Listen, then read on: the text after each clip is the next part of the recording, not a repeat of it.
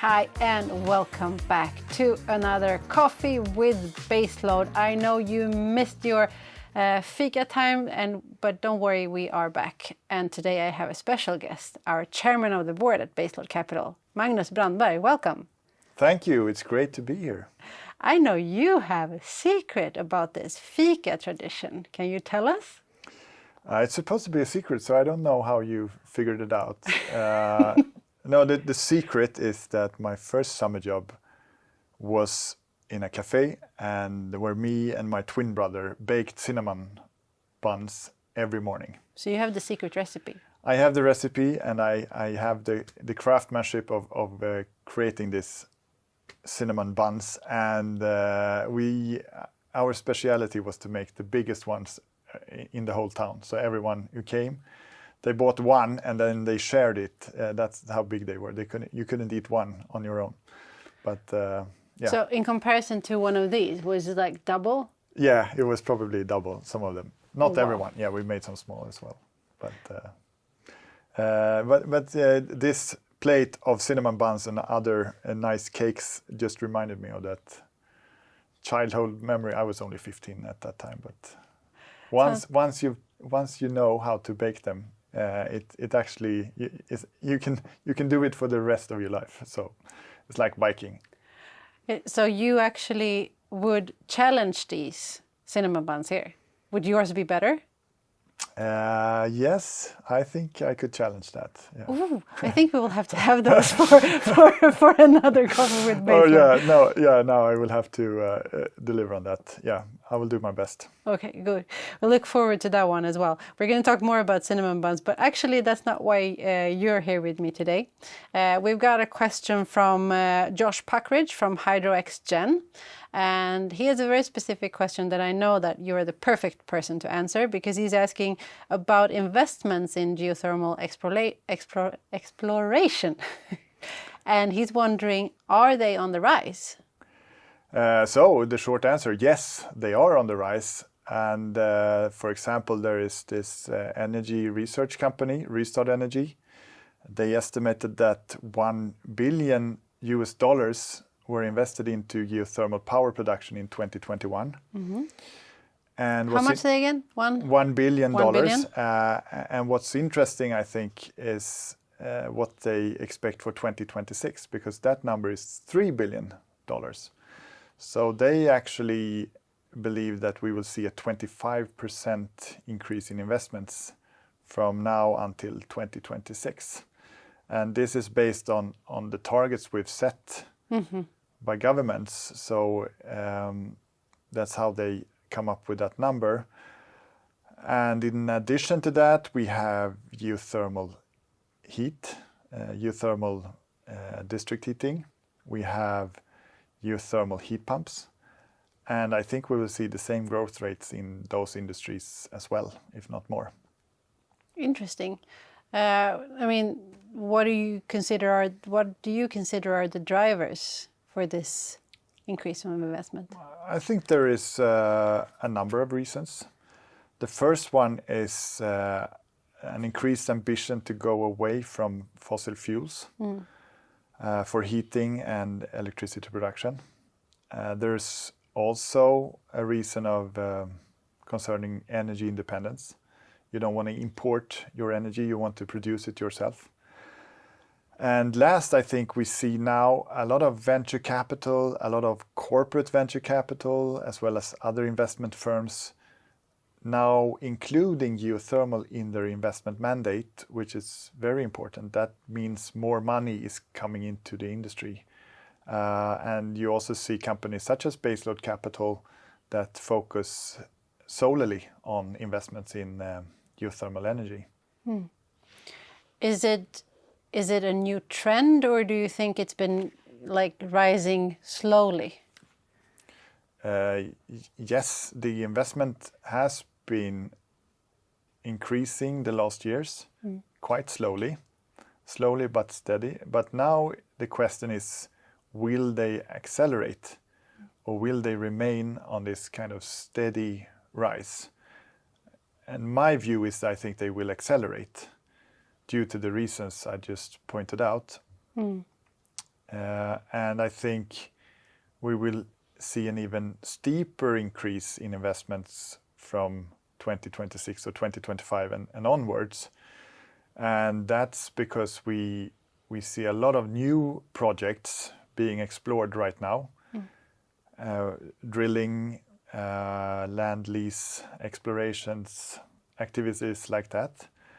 And as we know, the big capex investments are coming quite late in the project development process. So the first years you spend a little money, and then the last years when you actually build the power plants, that when you invest the biggest amount of money. So I think the projects that we're starting to explore now will require more funding in a couple of years, and that's why we will see the amount invested increase. Mm-hmm. Do you see any hurdles for this? Like, would anything stop it? This trend?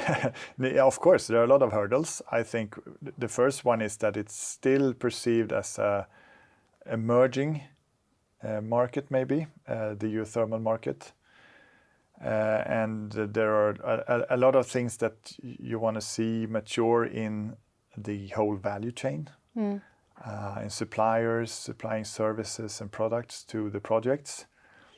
And when you see markets mature, the risk goes down. And when risk goes down, you see more money usually coming into an industry, or at least when you can assess the risk, you see more money coming into an industry. And I think that's a hurdle. We still need to make geothermal financeable, as I say. We have to describe geothermal as an investment opportunity that investors can invest in. I guess that this is also an advice for people who are looking, who wants investments as well. Well, if you would advise them like 3 things in order to get good investments, what would you say? What should they think about? Oh, that's a good question. It's a bit hard to answer it for everyone, but I usually say that we need to make, as I said, geothermal financeable. You usually talk about investments being bankable, but financeable means you have to frame your opportunity, your project, as something that an investor understands and is willing to put money into. And then you have to make sure the risk reward for your product is better than other investment opportunities. So when we talk about risk reward, we talk about what reward can I achieve, what profit can I achieve in relation to the risk that I'm taking. And that's how investors think. And you want to see a big reward for a low risk. So we have to describe why the risks aren't too big and why the rewards are big enough for the investors.